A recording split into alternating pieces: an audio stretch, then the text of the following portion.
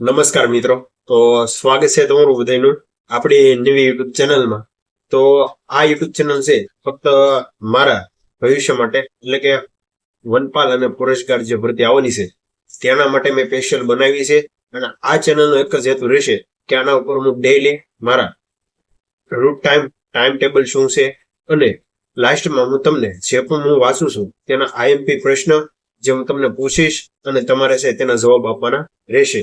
તો હાલો શરૂ કરી દઈએ કે આજે તારીખ 31/10/2025 ના દિવસેથી, આમ તો ઘણા ટાઈમ થા, લગભગ 15 દિવસથી હું પ્રિપરેશન કરું છું, પણ આજથી એવું મેં વિચાર્યું કે ચાલો થોડુંક સોશિયલ મીડિયામાં પણ એક્ટિવ થઈ, જેનાથી આપણે આગળ જતા કોઈ પ્રોબ્લેમ ન આવે. તો સૌપ્રથમ આજે આપણે વાત કરવાનું છે, તો તમે સ્ક્રીન પર જોઈ શકતા હોય તો ગુજરાતમાં આવેલા અભયારણ્ય, તો અભયારણ્ય વિશે છે મારે આજે વાંચવાનું છે. તો ફટાફટ ચાલુ કરી દઈએ. તો મિત્રો, મારી પાસે હાલ જે મેં હાથ લીખી જે નોટ છે ગુજરાતના અભયારણ્ય તેના વિશે છે તે આજમાં વાંચવાનું છે. જે તમે સ્ક્રીન પર જોઈ શકો છો કે ગુજરાતમાં કુલ 23 અભયારણ્ય છે. સોરી, હા મિત્રો, 23 તે અભયારણ્ય આવેલા છે. મારે કેમ કે ફોનના લીધે થોડુંક મિસ્ટેક થયું છે, તો 23 અભયારણ્ય આવેલા છે. આમાંથી તમારું ફેવરિટ અને સૌથી તમને યાદ રહેતું હોય તેવું કયું અભયારણ્ય છે તે મને કોમેન્ટમાં જણાવી દેજો. તો ફટાફટ ચાલો આપણે રિવિઝન કરી લઈએ. તો ગીર અભયારણ્ય, ઘુડખર, સુરખા પક્ષી અભયારણ્ય, થોળ પક્ષી અભયારણ્ય, હિંગોળગઢ પક્ષી અભયારણ્ય, મિતિયાળા પક્ષી અભયારણ્ય, રામપરા, પનિયા, જાંબુઘોડા, નળ સરોવર, રતનમહાલ, પૂર્ણા, ગિરનાર, જેસોર, બરડા, શુલ પાણેશ્વર વન્યજીવ અભયારણ્ય, મરીન દરિયાઈ અભયારણ્ય, નારાયણ સરોવર, બાલારામ, પોરબંદર, ખીજડીયા પક્ષી અભયારણ્ય, ગાગા, અને છેલ્લું કચ્છ જેવ આરક્ષિત ક્ષેત્ર ઘોરાડ અભયારણ્ય તે કે આવેલું છે તે મને ખાસ કોમેન્ટમાં જણાવી દેજો. તો ચાલો આપણે ફટાફટ હું પણ રિવિઝન કરી. ફટાફટ મારે રિવિઝન કરવાનું છે આખો અભયારણ્ય. તો ફટાફટ ચાલો મારી સાથે પણ તમે પણ ટાઈમ ટેબલ બનાવી આવી રીતે છે તે ગુજરાતના અભયારણ્ય છે તે કમ્પ્લીટ કરી લેજો. અને ખાસ એક નોટ્સ ને બનાવજો, જેનાથી છેલ્લે રિવિઝન કરવામાં છે જે તમારે મોસ્ટ ઓફ રહેશે. અને આપણી તૈયારી છે ને, જે હું તમને જણાવી દઉં કે વનરક્ષક, જે ફોરેસ્ટ ગાર્ડ, જે યુવા ઉપનિષદનું છે, જે હું તમને બતાવું છું. આ પુસ્તકમાંથી આપણે છે ત્યાં નોટ્સ અને અલગ અલગ રીશોમાંથી આપણે લીધેલું છે. તો ચાલો ફટાફટ રિવિઝન કરી લઈએ.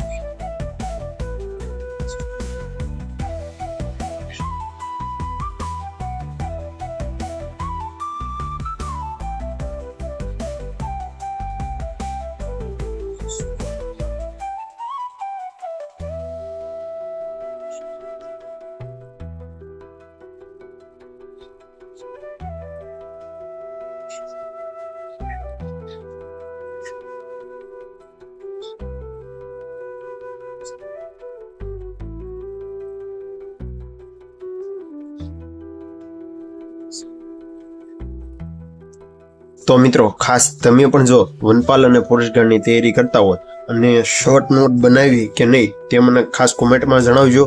તો આજ ખાસ જે ગુજરાતનું અભયારણ્ય છે તેમાં પૂછાઈ શકે. તો સૌપ્રથમ તો 23 અભયારણ્ય તમને આવડવા જોઈએ. અને સૌપ્રથમ સૌથી મોટું અભયારણ્ય, સૌથી નાનું અભયારણ્ય કયું છે, વિસ્તારની દ્રષ્ટિએ શું છે, ત્યાર પછી આપણે વાત કરીએ તો કચ્છમાં કેટલા અભયારણ્યો આવેલા છે તે પણ તમને યાદ હોવું જોઈએ, જે તમે સ્ક્રીન પર જોઈ શકો છો. હવે આમાંથી હું તમને છેલ્લે એક પ્રશ્ન પૂછવાનો છે.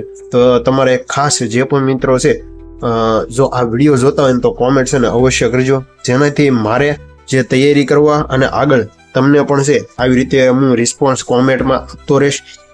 તો તમે ખાસ વિડીયોને સ્ક્રોલ ન કરતા બરાબર વાંચી લેજો અને તમામ અપડેટ છે હું તમને આપતો જાઉં છું. તમે જોઈ શકો છો આવી રીતે મેં એક PDF બનાવેલી છે.